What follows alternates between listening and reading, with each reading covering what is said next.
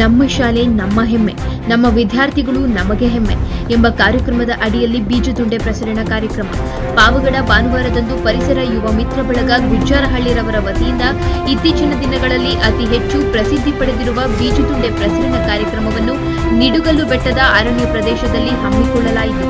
ಕಾರ್ಯಕ್ರಮದ ನೇತೃತ್ವವನ್ನು ಸರ್ಕಾರಿ ಪ್ರೌಢಶಾಲೆ ಅರಸೀಕೆರೆಯ ವಿಜ್ಞಾನ ಶಿಕ್ಷಕರಾದ ರೇಣುಕರಾಜ್ರವರು ವಹಿಸಿದ್ದರು. ಕಾರ್ಯಕ್ರಮದಲ್ಲಿ ಮಾತನಾಡಿದ ಅವರು, ಇಂದಿನ ಪ್ರಸ್ತುತ ಸನ್ನಿವೇಶದಲ್ಲಿ ಮನುಷ್ಯ ತನ್ನ ಅತಿಯಾಸೆಯಿಂದ ಗಿಡಮರಗಳನ್ನು ಕಡಿದು ನಾಶ ಮಾಡುತ್ತಿದ್ದಾನೆ. ಇದು ಹೀಗೆಯೇ ಮುಂದುವರೆದರೆ ಮುಂದೊಂದು ದಿನ ಇತ್ತೀಚಿನ ವರದಿಯ ಪ್ರಕಾರ ದೇಶದಲ್ಲಿ ಅತಿ ಕೆಟ್ಟ ಬರಗಾಲ ಅನುಭವಿಸುವ ರಾಜ್ಯಗಳಲ್ಲಿ ರಾಜಸ್ಥಾನ ಮೊದಲ ಸ್ಥಾನದಲ್ಲಿದ್ದು, ನಂತರದ ಸ್ಥಾನದಲ್ಲಿ ಕರ್ನಾಟಕ ರಾಜ್ಯವು ಬರುವ ಸಂಭವವಿದೆ. ಅದಕ್ಕಾಗಿ ಪ್ರಜ್ಞಾವಂತಿಕೆಯಿಂದ ನಾವುಗಳು ಪರಿಸರ ಸಂರಕ್ಷಣೆ ಮಾಡುವ ಜವಾಬ್ದಾರಿ ನಮ್ಮೆಲ್ಲರ ಮೇಲಿದೆ. ಅದಕ್ಕಾಗಿ ಇಂತಹ ಬೀಜದುಂಡೆ ಪ್ರಸರಣ ಕಾರ್ಯಕ್ರಮವನ್ನು ಹಮ್ಮಿಕೊಂಡ ಪರಿಸರ ಯುವ ಮಿತ್ರ ಬಳಗದ ಎಲ್ಲ ಸದಸ್ಯರುಗಳಿಗೆ ಧನ್ಯವಾದವನ್ನು ತಿಳಿಸಿದರು.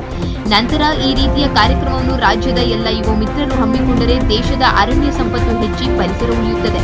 ನಾವಿಲ್ಲದಿದ್ದರೂ ಪರಿಸರ ಇರುತ್ತದೆ, ಆದರೆ ಪರಿಸರವಿಲ್ಲದಿದ್ದರೆ ನಾವು ಇರುವುದಕ್ಕೆ ಸಾಧ್ಯವೇ ಇಲ್ಲ ಎಂದು ತಿಳಿಸುತ್ತಾ, ನಂತರ ಬೀಜದುಂಡೆಗಳನ್ನು ನಿಡುಗಲ್ಲು ಅರಣ್ಯ ಪ್ರದೇಶದ ಖಾಲಿ ಸ್ಥಳಗಳಲ್ಲಿ ಅಗತ್ಯಕ್ಕೆ ತಕ್ಕಂತೆ ಚಿಕ್ಕ ಗುಂಡಿಗಳನ್ನು ಮಾಡಿ ಅದರಲ್ಲಿ ಬೀಜದುಂಡೆಗಳನ್ನು ಇಟ್ಟು ಮಣ್ಣು ಮುಚ್ಚಲಾಯಿತು. ಮುಂದೆ ಅವು ಮಳೆ ಬಂದು ಹಸಿಯಾದಾಗ ಮೊಳಕೆಯೊಡೆದು ಸಸಿಗಳಾಗಿ ಮರಗಳಾಗಿ ಬೆಳೆಯುತ್ತವೆ.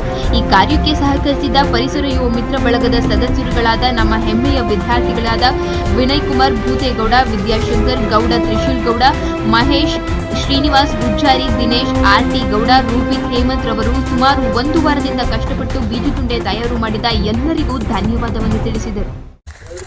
ಓಕೆ, ನಾವೀಗ ಬೀಜದುಂಡೆಯನ್ನು ಯಾವ ರೀತಿಯಾಗಿ ಹರಡೋದು, ಯಾವ ರೀತಿ ನೆಡೋದನ್ನು ಒಂದು ಪ್ರತ್ಯಕ್ಷ ತೋರಿಸ್ತಾ ಇದ್ದೀನಿ. ಸೊ ಒಂದು ಬೀಜದುಂಡೆಯನ್ನು ನಾವು ಹಿಂಗೆ ಸ್ಪ್ರೆಡ್ ಮಾಡ್ಕೊಂಡು ಹರಡ್ಬೋದು. ಅದು ಹರಡಿದರೆ ಅದ್ರದ್ದು ಗ್ರೋತ್ ರೇಟ್ ಸ್ವಲ್ಪ ಕಡಿಮೆ ಆಗ್ಬೋದು ಅಂತ ಅಂದ್ಕೊಂಡಿದ್ದೀವಿ. ಸೊ ಅದಕ್ಕೋಸ್ಕರ ನಾವೇನು ಮಾಡಬೇಕು, ಈ ಒಂದು ಗುಂಡಿ ತೊಗೊಂಡ್ಬಿಟ್ಟು ಸಣ್ಣದಾಗಿ ಒಂದು ಗುಂಡಿ ತೆಗಿಬೇಕು. ಈ ರೀತಿಯಾಗಿ ಸ್ಟ್ರೇಟ್ ಅಷ್ಟು ಅದು ಮುಚ್ಚಬೇಕಷ್ಟೇ.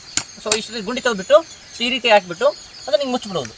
ಹಿಂಗೆ ಮುಚ್ಚಬಹುದು ನೋಡಿ, ಈ ರೀತಿಯಾಗಿ ಮಣ್ಣು ಕ್ಲೋಸ್ ಮಾಡಬೇಕು. ಸೊ ಮುಚ್ಚಿಬಿಟ್ರೆ ಸೊ ನೆಕ್ಸ್ಟು ಮಳೆ ಬಂದಾಗ ಏನಾಗುತ್ತೆ ಅಂದರೆ ಈ ಒಂದು ಬೀಜಕ್ಕೆ ಸ್ವಲ್ಪ ತೇವಾಂಶ ಸಿಗುತ್ತೆ. ಸೊ ತೇವಾಂಶ ಸಿಕ್ಕ ತಕ್ಷಣ ಏನಾಗುತ್ತೆ, ಇದು ಒಡೆಯುತ್ತೆ. ಸೊ ಒಡೆದಾಗ ಆ ಒಂದು ಬೀಜಕ್ಕೆ ಬೇಕಾದ ಎಲ್ಲ ಒಂದು ಪೋಷಕಾಂಶ ಇದರಲ್ಲಿ ಇರೋದ್ರಿಂದ ಅದು ಚೆನ್ನಾಗಿ ಸಸಿ ಬರುತ್ತೆ. ಆ ಸಸಿ ಬಂದು ನೇರವಾಗಿ ಬೇರುಗಳು ಆಳಕ್ಕೆ ಇಳಿಯೋದ್ರಿಂದ ಚೆನ್ನಾಗಿ ಸಸಿ ಬೆಳೆಯುತ್ತೆ. ಈ ರೀತಿಯಾಗಿ ನಾವು ಈ ಒಂದು ಬೀಜದುಂಡೆಯನ್ನು ಸೊ ಮಾಡ್ಬೋದು.